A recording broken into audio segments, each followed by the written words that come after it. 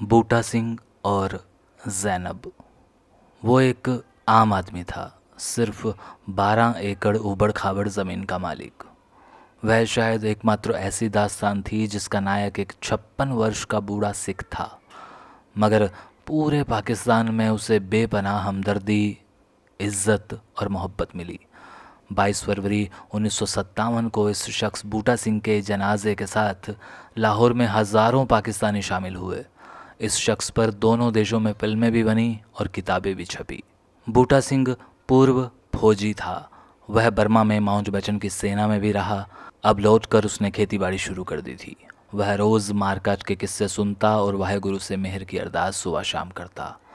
उस दिन वो खेत में ही काम कर रहा था, तभी उसे एक डरी हुई औरत के चीखने की आवाज़ सुनाई दी।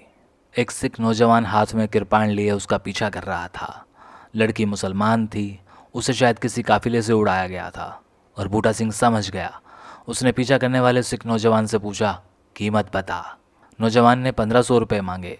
बूटा सिंह पास में ही अपनी कच्ची कोठरी में गया और वहाँ से मुड़े तुड़े नोट लाकर उसने उसे दे दिए।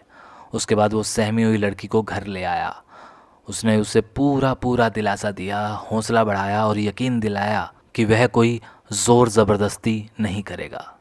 लड़की ने बाद में उसे बताया कि उसकी उम्र 17 बरस थी और नाम था ज़ैनब। बंटवारे से पहले उसका पूरा परिवार राजस्थान की नई सीमा पर स्थित एक गांव में खेती करता था, मगर जब दंगे शुरू हुए तो उसे काफिले में से एक जवान ने उठा लिया। उसके साथ मारपीट हुई और बलात्कार भी। इस कहानी के बाद धीरे धीरे वक्त गुजरने लगा और ज़ैनब को लगने लगा कि बूटा सिंह इस मुसीबत में उसका एकमात्र सहारा है। हालांकि उम्र में बूटा सिंह 37 बरस उससे बड़ा था, लेकिन बूटा सिंह अब तक कंवारा था। वैसे भी उसकी ज़िंदगी में अब तक कोई औरत नहीं आई थी। वो बहुत शर्मीला शख्स था। यूं भी घर वालों की हालत ज़्यादा ठीक ठाक नहीं थी और पिछली फसल से थोड़े बहुत पैसे बचे थे जो अब तक उसने बचा कर रखे थे। उसी बचत में से आज 1500 रुपये उसे देने पड़े। उसे लगा था कि ज़ैनब के आने से उसकी ज़िंदगी में कुछ बदलाव सा आने लगा था। उन्हीं सर्दियों में ज़ैनब की रजामंदी के बाद सरदार बूटा सिंह ने गाजे बाजे के साथ उसे अपनी दुल्हन बना लिया और कुछ महीनों के बाद उसे ज़ैनब ने बताया कि वो माँ बनने वाली थी। शादी से ठीक 11 महीने के बाद उसने एक बेटी को जन्म दिया जिसका नाम बूटा सिंह ने तनवीर रखा। बूटा सिंह के भतीजे इस सारे घटनाक्रम से परेशान थे। उन्हें लगा था कि चचा की जिस जायदाद के वे असली वारिस थे, अब ज़ैनब व उसकी बेटी को मिल जाएगी। उन दिनों दंगों के दौरान लापता औरतों की खोज के लिए एक विशेष बल का गठन किया हुआ था। भतीजों ने उस बल के एक अफसर को ज़ैनब के बारे में सारी जानकारी दी। एक दिन उस बल के जवान आखिरकार आ गए और ज़ैनब को उनसे छीन कर ले गए। उसे एक शरणार्थी यानी मुहाजिरों के शिविर में रखा गया और उसके रिश्तेदारों की तलाश शुरू हो गई। बूटा सिंह दीवानों की तरह इधर से उधर भटकता रहा और आखिरकार एक दिन वो दिल्ली चला गया। उसने अपने केश कटवा दिए और अपना नाम जमील अहमद रख लिया। नए नाम के साथ वह पाकिस्तान हाई कमीशन भी गया, मगर कहीं कोई सुनवाई नहीं हुई। लगभग 6 महीने तक वह रोज़ उस कैंप में जाता रहा जहां ज़ैनब को रखा गया था। वहां दोनों घंटों बैठे रोते रहते और फिर एक दिन ज़ैनब के परिवार वाले आए और उसे अपने साथ ले गए। ज़ैनब ने रो रो कर वादा किया कि वह अपने घर वालों को बनाकर जल्दी ही लौट आएगी। बूटा सिंह ने मुसलमान होने के आधार पर पाकिस्तान जाने की अर्जी दी, लेकिन कोई सुनवाई नहीं हुई और आखिरकार एक रात चोरी छुपे वह बेटी के साथ पाकिस्तान में दाखिल हो गया। बेटी को उसने लाहौर में पुराने दिनों के एक दोस्त के यहाँ छोड़ा और खुद ज़ैनब के गांव पहुंच गया। वहां उसने मिन्नत चिरौरी की, रोया पीटा, मगर किसी ने उसकी एक ना सुनी। उसे चोरी से सीमा पार करने के आरोप में पुलिस के हवाले कर दिया गया। बूटा सिंह पर लंबा मुकदमा चला। उसकी मांग थी कि एक बार ज़ैनब को अदालत में बुलाकर उसकी रज़ा पूछी जाए। आखिर ज़ैनब को अदालत में बुलाया गया। उसके सारे सगी संबंधी साथ थे। वे दबाव बनाए हुए थे कि ज़ैनब किसी भी सूरत में बूटा सिंह के साथ जाने की हामी ना भरे। वे उसे धमकी दे रहे थे कि अगर उसने हामी भरी तो वे बूटा सिंह को रिहा होते ही कत्ल कर देंगे। सुनाई के दौरान ज़ैनब ने बूटा सिंह की पूरी पूरी पहचान की, मगर जब पूछा गया कि क्या वह बूटा सिंह के साथ जाना चाहेगी तो उसने धीमी सी सहमी आवाज़ में नहीं बोल दिया। वह नहीं चाहती थी कि उसकी एक हामी बूटा सिंह की जान के लिए खतरा बने। बूटा सिंह टूट चुका था। अदालत ने सारे जज्बाती हालात के मद्देनज़र उसे अपनी बेटी के साथ वापस लौटने की इजाज़त दे दी। लाहौर में उस रात हज़रत पीर दाता गंज बख्श की मज़ार पर रोता रहा। बेटी उसकी गोद में ही सो गई थी। सुबह उसने मुंह हाथ धोया, बेटी को मुंह धुलाया। थोड़ा नाश्ता करने के बाद उसने बाज़ार से बेटी के लिए नए कपड़े खरीदे, चप्पलें ली और उसे प्यार से बहलाता हुआ लाहौर के शाहदरा स्टेशन पर ले आया। वहाँ एकाएक उसने बच्ची को बाहों में भींचकर प्यार किया और बेटी को परे धकेलते हुए उसने रेल के इंजन के सामने छलांग लगा दी।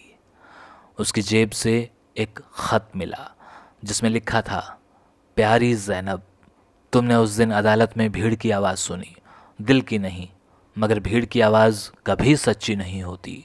मेरी आखिरी ख्वाहिश यही है कि मैं तुम्हारे पास रहूं। मेरी ख्वाहिश यही है कि मेरी लाश को तुम्हारे गांव में ही दफन कर दिया जाए, ताकि कभी कभी तुम भी मेरी कब्र पर आकर एक फूल चढ़ा सको। बूटा सिंह की दास्तान उन दिनों पाकिस्तान मीडिया में सुर्खियों में छपी, मगर बूटा सिंह के जनाजे को ज़ैनब के रिश्तेदारों ने गांव में नहीं घुसने दिया और आखिर जनाजे को लाहौर लाया गया, जहां हज़ारों लोगों की मौजूदगी में उसे 23 फरवरी 1957 को दफन किया गया। बूटा सिंह के नाम को इस तरह से मान सम्मान मिलते देख ज़ैनब के रिश्तेदारों ने लाहौर में उसकी कब्र तहस नहस कर डाली। इस पर पूरे शहर में गुस्से की एक लहर दौड़ने लगी। लोगों ने पूरे सम्मान के लिए कब्र को दोबारा से ठीक किया और फूलों की चादर से उस कब्र पर श्रद्धा के फूल चढ़ाए गए।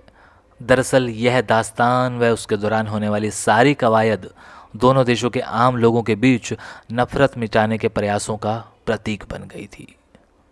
और इस तरह की सैकड़ों कहानियाँ जिनको आज तक कभी किसी ने याद नहीं किया, कभी किसी ने सुनाया नहीं और कभी किसी ने सुना नहीं। ना उसे शब्द मिले, ना उसे लफ्ज़ मिले, ना वो कहानी सिसकी और ना वो कहानी रोई। लेकिन कुछ कहानियों को वो इज़्ज़त मिली, वो श्रोता मिले, वो दर्शक मिले और उन्हीं कहानियों में से कुछ कहानियों को अपनी कलम से लिखा डॉक्टर चंद्रत्रिखा साहब ने, और उन्हीं कहानियों में से कुछ कहानियों को मैं अक्सर आपके सामने लाता रहता हूँ। शुक्रिया। मिर्जा खैरुद्दीन वगैरह पाकिस्तान आ रहे थे, तो इनकी वाइफ का बच्चा वहां कैंप लगा था ओल्ड फोर्ट के अंदर, तो इनका एक बेटा यस। वहां ओल्ड फोर्ट में पैदा हुआ, तो उन्होंने उनका नाम रखा मिर्जा जलालुद्दीन अकबर, क्योंकि ये ओह मुगल अच्छा, खानदान से थे। आपने जो मुझे भेजा था उसके अंदर ये मेंशन था कि मिर्ज़ा असदुल्ला गालिब की शादी मेरी दादी के पिताजी की भतीजी से हुई थी और उनके जी जी, पिताजी नवाब अमरुद्दीन अहमद खान अमीरुद्दीन ने अमीरुद्दीन। अमीरुद्दीन माजरत अमीरुद्दीन ने अमीरुद्दीन अहमद खान ने मिर्ज़ा गालिब को अपना मुंह बोला बेटा बनाया हुआ था। एक कोने में मंटो साहब का घर है, दूसरे कोने पे हमारे प्राइम मिनिस्टर रहे मिराज खालिद साहब, उनका घर भी था। ठीक है। फैज अहमद फैज भी हमारी वही सोसाइटी जो मॉडल टाउन है वहीं रहते थे, 126F। एक बच्चा पाकिस्तान में पैदा हुआ और एक बच्चा इंडिया में पैदा हुआ। एक के पास नाइकॉप, एक के पास OCI कार्ड है, एक NRI है, एक ओवर। अब बताएं मोहब्बत कैसे ना हो। कैसे ना हम ये हो, कह सही सकते हैं बात है। हम इंडिया वाली कजन को पसंद नहीं करते भाई, क्योंकि वो इंडिया में पैदा हुई थी। क्योंकि अब आजकल नफरतें और ये जो सारी बातें हैं